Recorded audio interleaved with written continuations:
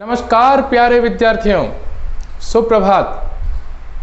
कक्षा नवम की अनिवार्य हिंदी की ऑनलाइन क्लासेस में आप सभी का हार्दिक स्वागत है।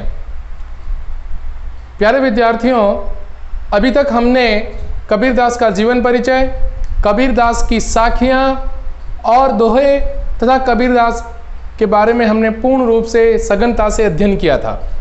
प्यारे विद्यार्थियों, आज उसी कड़ी को आगे बढ़ाते हुए अपन कबीरदास के उन पदों के बारे में चर्चा करेंगे जो कबीर ने शब्द के रूप में लिखे थे। ये कबीर के पद शब्द के रूप में अवतरित हैं। शब्द यानी शब्द के रूप में जो लिखे गए थे, वो लिखे गए पद आज अपन पढ़ते हैं। सबसे पहला जो पद है वह है कबीरदास जी के शब्द से अवतरित, जिसमें कबीरदास जी ने मनुष्य के आडंबरों के बारे में व्यंग्य किया है। संदर्भ प्रसंग तो मैंने पहले बता दिया था, अब केवल थोड़ा सा मैं यहाँ पर प्रसंग लिख लेता हूँ। प्रस्तुत दोहे में कबीरदास ने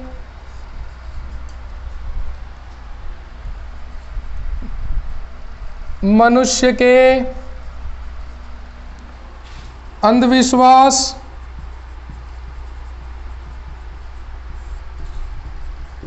आडंबरों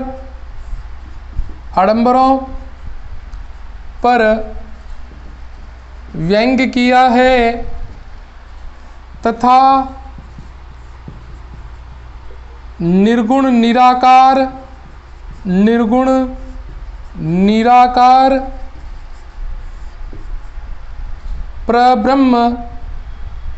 परब्रह्म की परम सत्ता को व्यक्त किया है।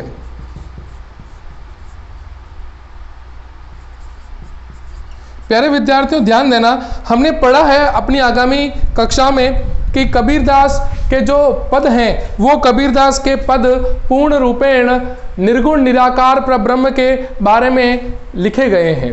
निर्गुण निराकार परब्रह्म की सत्ता को उन्होंने स्थापित करने का प्रयास किया है। और यहाँ पर जो उनके द्वारा दिया गया यह दो पद, उसका पहला पद भी यही बात है कि जो लोग कोरे आडंबर करते हैं, जो लोग केवल आडंबर और अंधविश्वास के सहारे ईश्वर को प्राप्त करने की चेष्टा करते हैं, ऐसे लोगों के ऊपर व्यंग्य करते हुए उनके अंधविश्वास और उनके आडंबरों का उन्होंने घोर विरोध किया। यहाँ पर उनकी जो कबीरदास की जो शैली है वह शैली उपदेशात्मक है, जहाँ लोगों को उपदेश देकर उनके मन के अंधविश्वास आडंबर को दूर करने का प्रयास कवि कबीरदास ने किया है। ध्यान से सुनिएगा। कबीरदास जी कहते हैं, लोगों के अंधविश्वास और आडंबर पर व्यंग्य करते हुए बताते हैं और उस जीवात्मा, उस मनुष्य को सचेत करते हुए कहते हैं कि हे मनुष्य, हे जीवात्मा, मोको कहाँ ढूंढे बंदे, मैं तो तेरे पास में। कौन? परम ब्रह्म, निर्गुण निराकार ब्रह्म। हे जीवात्मा, हे मनुष्य, तू जिस ईश्वर सत्ता को ढूंढ रहा है वह ईश्वर की सत्ता, वह परमेश्वर का स्वरूप, वो परमेश्वर का भाव तुझे ढूंढने से मिलने वाला नहीं है, वो तो मनुष्य के हृदय में ही निवास करता है। कि मोको कहाँ ढूंढे बंदे, हे मनुष्य, तू उस निर्गुण निराकार परब्रह्म को कहाँ कहाँ ढूंढता फिर रहा है। अरे वो तो तुम्हारे ही हृदय में बैठा है, तुझे बाहर कहीं और जाने की आवश्यकता नहीं। ना में देवल, ना में मस्जिद, ना काबे कैलाश में।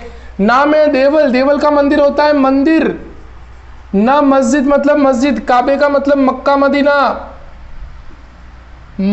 मदीना, और कैलाश यानी कैलाश पर्वत, काशी।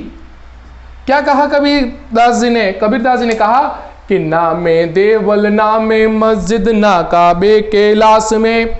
हे जीवात्मा, हे निर्गुण परब्रह्म के उपासक, तुम्हें उस निर्गुण निराकार परब्रह्म को किसी मंदिर या मस्जिद में या किसी मक्का मदीना जहां उसके नाम की संस्था हो वहां तुझे ढूंढने की आवश्यकता नहीं, और नहीं किसी वाराणसी, काशी या कैलाश पर्वत पर मुझे खोजने की आवश्यकता है। मैं कहीं पर भी विद्यमान नहीं हूं। मेरी सत्ता तो उस जीवात्मा के हृदय में शाश्वत रूप से विद्यमान है।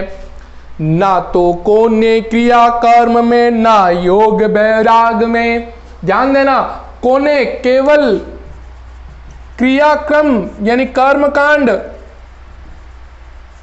नहीं, योग वैराग में। योग मतलब योग साधना, वैराग्य, निर्वेदता। यानी हे मनुष्य, हे जीवात्मा, अगर तुम मुझे प्राप्त करने के लिए क्या करते हो, योग साधना करते हो, वैराग्य धारण कर लेते हो, विरक्ति को अपना लेते हो, तो तुम्हारे इन क्रियाकर्मों से, तुम्हारे इन कर्म कांडों से मुझे तुम्हारी प्राप्ति नहीं होगी, यानी तुम्हें मेरी प्राप्ति नहीं होगी। इसलिए ना तो कोने क्रिया कर्म में, नहीं योग वैराग्य में, यानी ना तो मनुष्य के वैराग्य धारण करने में और ना उसकी हठ योग या योग साधना करने से, ना उसके द्वारा किए जाने वाले कर्म कांडों से मैं उसे प्राप्त होने वाला हूं। अरे मैं तो तुम्हारे हृदय में ही निवास करता हूं। क्यों अंधविश्वास का सहारा ले रहा है, क्यों आडंबर का सहारा ले रहा है, क्यों मालाएं, तिलक, छापे, टोपियां पहनने की कार्य प्रणाली कर रहा है? अरे मैं तो तुम्हारे पास ही विद्यमान हूं। अगली पंक्ति में कहा है, खोजी होए तो तुरंत मिले हो पल भर की तलाश में। खोजी जो सच्चा अन्वेषक है, अन्वेषक का मतलब खोजने वाला, ईश्वर की तलाश करने वाला, तुरंत मिली हो। या तो यूं कहे ईश्वर प्रेमी, यह भी कह सकते हैं निर्गुण निराकार परब्रह्म का प्रेमी सच्चे मन से अगर मुझे खोजने का प्रयास करता है, अर्थात मेरी भक्ति करता है, अर्थात मेरे अस्तित्व को जानने की चेष्टा करता है, तो बिना किसी कर्म के, बिना किसी प्रयास के मैं पल भर में ही उसको क्या कर लेता हूं, मिल लेता हूं, अर्थात उससे और मेरा साक्षात्कार हो जाता है।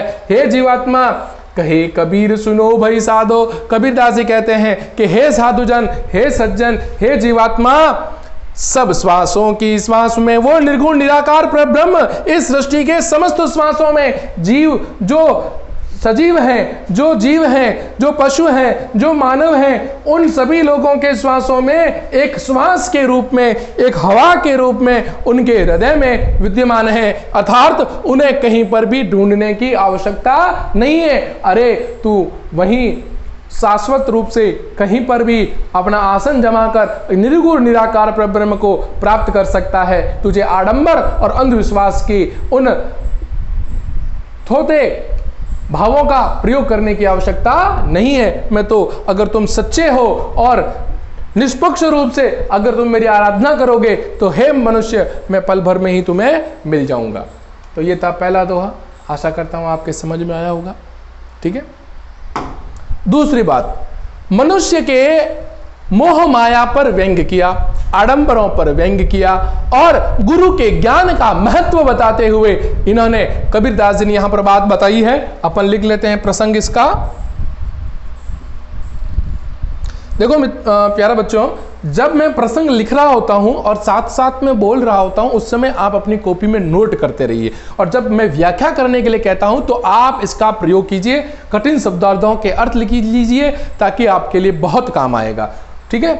चलिए प्रसंग। प्रस्तुत पद में कवि कबीर मनुष्य के या जीवात्मा के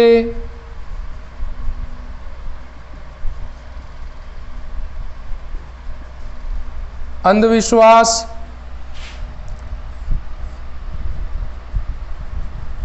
आडंबर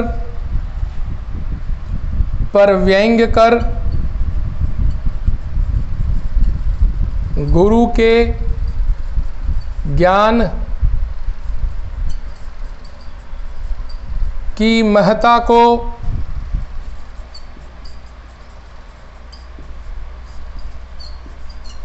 प्रकट किया है। गुरु के ज्ञान की महत्ता को क्या किया है, प्रकट किया है। यानी उन्होंने गुरु के महत्व को उजागर किया है कि उन्हीं के ज्ञान से, उन्हीं के प्रभाव से मनुष्य के जीवन में मोह माया के बंधन, वह जाल सब कुछ क्या हो चुके हैं, टूट चुके हैं, समाप्त हो चुके हैं, खत्म हो चुके हैं। तो प्रस्तुत पद में कवि कबीरदास मनुष्य या जीवात्मा के अंधविश्वास आडंबर पर व्यंग करता हुआ गुरु के ज्ञान की महत्ता को प्रकट करता हुआ बताता है कि गुरु के ज्ञान से ही, गुरु के उपदेश से ही मानव जीवन, उस जीवात्मा के जीवन में जितने भी विषय, वासना, काम, क्रोध, भय और अंधविश्वास और पूर्ण रूप से जो सांसारिक मोहमाया के बंधन में जो बंधा रहता है, वो सारे बंधन टूट जाते हैं और अंत में गुरु की कृपा से, ईश्वर की कृपा से वह जीवात्मा परमात्मा से साक्षात्कार कर लेती है, वह जीवात्मा परमात्मा से मिलन कर देती है। तो पढ़ते हैं बच्चों, संतों भाई आई ज्ञान की आंधी रे, तद्भव शब्द है ज्ञान। ज्ञान का मतलब होता है ज्ञान। आंधी मतलब आंधी यानी लहर, ज्ञान की लहर चारों तरफ फैल चुकी है। ज्ञान के सारे उपदेश यानी ज्ञान रूपी उपदेश चारों तरफ फैल चुके हैं। भ्रम की टाटी सबे उड़ानी, माया रहे न बांधी। टाटी, टाटी का मतलब तो टट्टी, आपने देखा होगा खस या घास की वह टट्टी जो छत के रूप में बांधी जाती है, ध्यान रखना। उड़ानी, उड़ गई, माया रहे न बांधी रे, मोह माया के बंधन में नहीं बंध पाई, मोह माया के बंधन में नहीं बंधी। हित चित्त की द्वे, द्वे का मतलब होता है दो, द्वे का मतलब क्या होता है, दो। धुनी का मतलब होता है खंबे। हित चित्त की द्वे धुनी गिरानी, मोह बलिंडा टूटा। मोह बलिंडा, मोह बलिंडा का मतलब होता है मोह रूपी, मोह रूपी जो बलिंडा, जो अपन कहते हैं ना भीम, जो अपने मकान की दोनों छतों पर छप्पर के लिए एक मोटी लकड़ी होती है ना, जो बीच में रखी जाती है, उसे बलिंडा कहते हैं, मोटी लकड़ी, ठीक है ना, जो जिन दोनों पर छत विद्यमान रहती है।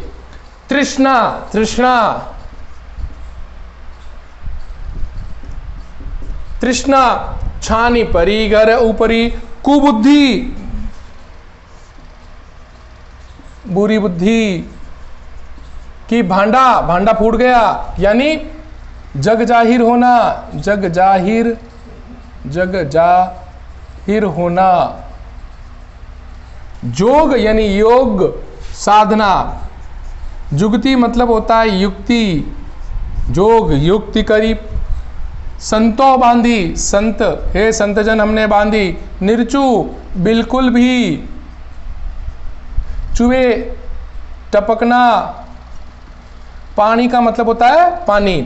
निर्चु का मतलब बिल्कुल, टपकना यानी पानी, यानी बिल्कुल, या इनके थोड़ा भी, किंचित भी कह सकते हैं,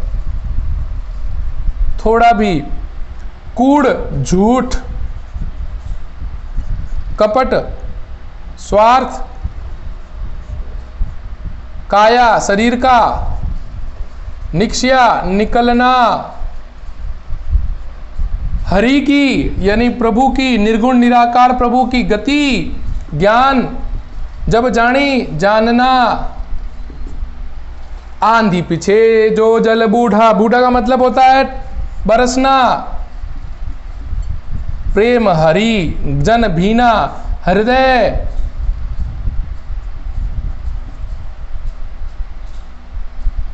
ठीक है, प्रेम हरि मतलब ईश्वर के प्रेम रूपी बारिश से, प्रेम रूपी वर्षा से, ठीक है, हृदय भीन चुका है। कहे कबीर भान के प्रकटे, भान मतलब सूर्य, सूर्य के प्रकटे नहीं उदित होने पर भया, भया तम खीना, अंधकार रूपी, अंधकार रूपी अंधेरा, अंधकार रूपी अंधेरा क्या हो चुका है, कम हो चुका है, क्षीण हो चुका है। ध्यान देना बच्चों, इसके आप स्क्रीनशॉट ले सकते हैं, महत्वपूर्ण है इन शब्दों के अर्थ। चलिए, प्रस्तुत पद में कवि कबीरदास ज्ञान के महत्व, गुरु के उपदेश के महत्व को उजागर करते हुए, व्यक्त करते हुए बताते हैं। संतों भाई आई ज्ञान की आंधी रे, के हे संतजन, हे मानव, हे जीवात्मा, गुरु के उपदेश की वह ज्ञान की आंधी अब चारों तरफ फैल चुकी है। गुरु के ज्ञान की उपदेश की आंधी अब चारों तरफ फैल चुकी है, और उस ज्ञान के उपदेशों को ग्रहण करने के कारण मानव जीवन में या जीवात्मा के जीवन में जो भी मोह माया के बंधन से बंधी हुई भ्रम की, वह घर की छत की, वह बांस की या घास की टट्टी या वह टाटी जो रखी हुई थी, जिस पर उसका प्रभाव था, वह प्रभाव ज्ञान की उपदेश की आंधी के आने से उड़ चुकी है। यानी वह सारा भ्रम, सारा अज्ञान, सारी मोह माया के बंधन ज्ञान की आंधी के आने से टूट चुके हैं। आगे, हित चित की द्वोधनी गिरानी मोह बलिंदा टूटा। हे परमात्मा, जो मैंने अपने हितों की रक्षा के लिए, अपने स्वार्थ के लिए दो खंबे लगाए थे, दो स्वार्थ के लिए दो खंबे खड़े किए थे, मोह माया लोभ ईर्ष्या के जो मैंने खंबे खड़े किए थे, जिन खंबों पर मोह रूपी एक बहुत बड़ी, ये दो खंबे और उसके ऊपर मोह रूपी एक बहुत बड़ी बलिंदा यानी बहुत बड़ी लकड़ी रखी हुई थी, जिस पर वह टाटी विद्यमान थी। कौन सी? ब्रह्म की घास की टट्टी विद्यमान थी। वो भी टाटी अब क्या हो चुकी है प्यारे बच्चों? टूट चुकी है। क्या कहा कि जो मैंने स्वार्थ रूप के, जो मैंने मोह माया या स्वार्थ रूप के दो खंबे अपने जीवन में लगा रखे थे और उस पर मोह रूपी बलिंडे की जो मोटी लकड़ी थी ज्ञान की और उपदेश की आंधी के आगे, वह भी नहीं टिक पाई, वह भी उड़कर टूटकर नष्ट भ्रष्ट हो गई। तृष्णा छानी परे घर उबरे। हे परमात्मा, हे साधुजन, जो मेरे जीवन के उस घर में क्या तृष्णा की छत थी, जो तृष्णा के भाव मेरे जीवन में टपक रहे थे, मेरे जीवन से टपक रहे थे या मेरे जीवन में व्यक्त हो रहे थे, वो सारे भाव और जो मेरी बुरी बुद्धि का भांडा फूट चुका है, अर्थात पूरे जग जाहिर हो चुका है कि मेरे मन में जितने भी भाव, बुरे विचार, बुरी बुद्धियां थी, हैं, जो भी मेरे मन में राग द्वेष तृष्णा उठा पटक स्वार्थ के भाव थे, वो सारे भाव निर्गुण निराकार ब्रह्म गुरु के उपदेश से, ज्ञान की आंधी से नष्ट हो चुके हैं, समाप्त हो चुके हैं। जोग जुगति करी संतों बांधी नूर चुए ना पानी रे। हे परमात्मा, हे साधुजन, मेरे जीवन में मैंने योग साधना और अनेक युक्तियों से, अनेक प्रयासों से जो मैंने मेरे घर के उन बंधनों को बांधे रखा था, उस टाटी से, उस खंभों से जो मैंने बांधे रखा था, जिसमें थोड़ा भी पानी नहीं टपकता था, हे निर्गुण निराकार परब्रह्म के उपदेश के माध्यम से आज मेरा जीवन तृष्णा रहित हो चुका है, ईर्ष्या से रहित हो चुका है। कूड़ कपट काया का निक्षा हरि की गति जब जानी रे। हे साधुजन, जब से मैंने निर्गुण निराकार परब्रह्म की सत्ता को पहचाना है, जब से मैंने निर्गुण निराकार परब्रह्म के ज्ञान का आभास कर लिया है, गुरु उपदेश को आत्मसात कर लिया है, तब से मेरे जीवन से सारे कूट यानी झूठ भाव, स्वार्थ, झूठे भाव, स्वार्थ के भाव, मोह के भाव, वो सारे भाव अब मेरे शरीर से समाप्त हो चुके हैं, निकल चुके हैं। हे परमात्मा, हे साधुजन, इतनी कुछ ज्ञान की आंधी आने के बाद जो मेरे हृदय से सारे बुरे विचार, बुरी भावनाएं निकल चुकी हैं, और उनके बाद जब आंधी चलती है, कहते हैं ना प्रकृति में जब आंधी चलती है तो आंधी के चलने के बाद बारिश अवश्य होती है, वर्षा अवश्य होती है। तो कबीरदास जी कहते हैं कि मेरे जीवन में जब निर्गुण निराकार परब्रह्म की उपदेश की जब आंधी आई और उस आंधी के आने से प्रभु की प्रेम रूपी वर्षा हुई, और उस प्रेम रूपी वर्षा के जल से मेरा हृदय सन गया, भीग गया, मिल गया, और भीगने और मिलने से मेरा जीवन स्वच्छ और निर्मल हो गया। आगे कहे कबीर भान के प्रगटे उदित, भान के प्रगटे उदित भया तम खीना। कबीरदास जी कहते हैं कि निर्गुण निराकार परब्रह्म के उपदेश रूपी सूर्य के उदित होने से मेरे जीवन में जितना भी अज्ञान रूपी अंधेरा था, अज्ञान रूपी जो अंधेरा था, वह अज्ञान रूपी अंधेरा अब कम हो चुका है, समाप्त हो चुका है। यह सब मेरे निर्गुण निराकार परब्रह्म, मेरे उस गुरु के उपदेश की ही महत्ता है कि आज मेरा जीवन पूर्ण रूप से स्वच्छ, निर्मल, मोह माया से रहित हो चुका है। प्यारे बच्चों, ये था कबीर का दूसरा पद। आशा करता हूं कि आपके ये समझ में आया होगा। ठीक है, अब अपन इस पूरे पाठ के काव्य सौंदर्य की चर्चा कर लेते हैं कि इसका काव्य सौंदर्य क्या है। भाव सौंदर्य तो मैंने आपको पढ़ के सुना दिया, भाव सौंदर्य तो मैंने व्याख्या करके आप लोगों को सुना दिया है। अब इस काव्य सौंदर्य की चर्चा कर लेते हैं। काव्य सौंदर्य क्या है? नंबर 1, भाषा सहज सरल एवं सुबोध। भाषा सहज सरल व सुबोध। नंबर 2, तत्सम तद्भव शब्दों का प्रयोग। नंबर 3, उपदेशात्मक व कथात्मक शैली का प्रयोग। नंबर 4, अनुप्रास, उपमा, रूपक, उदाहरण,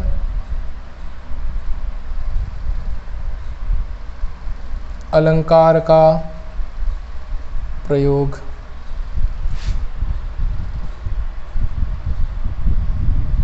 प्रसाद, गुण का प्रयोग। गेय पद शैली।